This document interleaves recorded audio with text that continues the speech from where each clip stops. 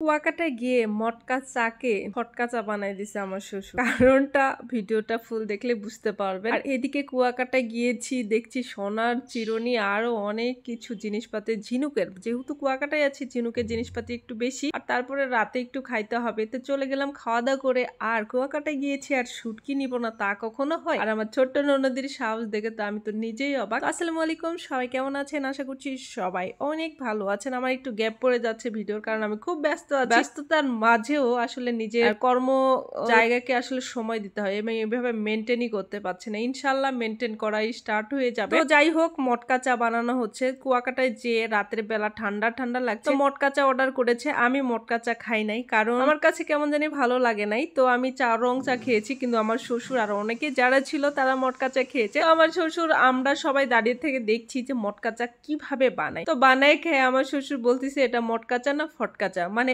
একদমই বাজে। ঠিক আছে, এই জন্য বললাম। তো এদিকে কুয়াকাটার সব মাছ টাছ বিক্রি হচ্ছে রাতের বেলা, রাত 9টা আমরা বের হয়ে গেছি। যাই হোক, আমার শ্বশুর মটকা চা খেয়ে মার্কেটে নিয়ে গেছে আমাদের সবাইকে। আমরা মার্কেট ঘুরে ঘুরে দেখছি যে কি কি আছে। তো যাই হোক, যেভাবে কুয়াকাটার সব গেঞ্জি গুলো আছে করে রাখা আছে, জুতা, স্যান্ডেল, চুড়ি, মালা, মানে যা কিছু নিবেন সবই আছে একদম দোকানপাট। তো যাই হোক, কুয়াকাটায় গিয়েছি, কোনো কিছু তো একটা স্মৃতি নিয়ে আসতে হবে, তাই না? আমরা সবাই মিলে দেখতেছিলাম যে কি নেওয়া যায়। তো নিয়ে অনুযায়ী দামটাও ভালোই ছিল, খারাপ খুব একটা ছিল না। আর পাথর ঝিনুকের মালা, তো এই মালাটা আমার খুবই পছন্দ হলো। তো তারপর আমি ভাবলাম যে আমি তো আসলে এভাবে শাড়ি টাড়ি হঠাৎ পরা হয়, যাই হোক আর নিলাম না। তো একটা শাল নিয়ে দিল আমার শ্বশুর এবং শাশুড়ি, শালটা নিয়ে নিলাম। তো আমি বলছি যাই হোক, কুয়াকাটা যে একটা জিনিস তো নিলাম, আরো অনেক কিছুই নিয়েছি। তো এদিকে আমরা সব দোকান, মানে একটা দোকানও বাদ দেই নাই যে কি কি আছে কুয়াকাটায়। তো এসে দেখতেছি যে সবই পাওয়া গেছে, কিছু নিয়েছি। আর সবাই, আমরা তো যেহেতু অনেকেই গেছি, তো এদিকে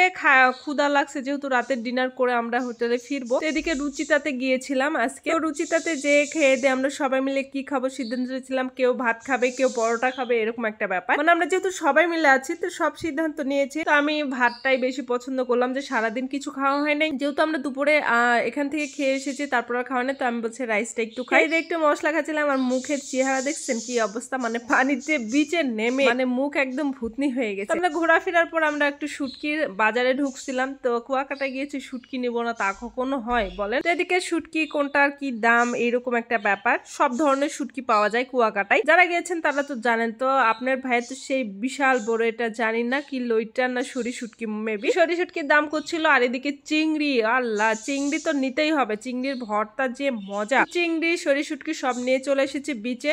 আমরা বিচে প্রায় 11টা পর্যন্ত ছিলাম, এত মজা। আর সাগরের এই শব্দটা মনে হচ্ছে যত ভিতরে টেনশন ছিল সব হালকা হয়ে গেছে এই শব্দটা শুনে। আমরা অনেকক্ষণ বসেছিলাম 10টা পর্যন্ত। যাই হোক, আবার অনেক ভিডিও আসবে এর পরে, কুয়াকাটার আর একটা ভিডিও হবে। ইনশাআল্লাহ সবাই ভালো থাকবেন, সুস্থ থাকবেন। আল্লাহ হাফেজ, টাটা, বাই বাই।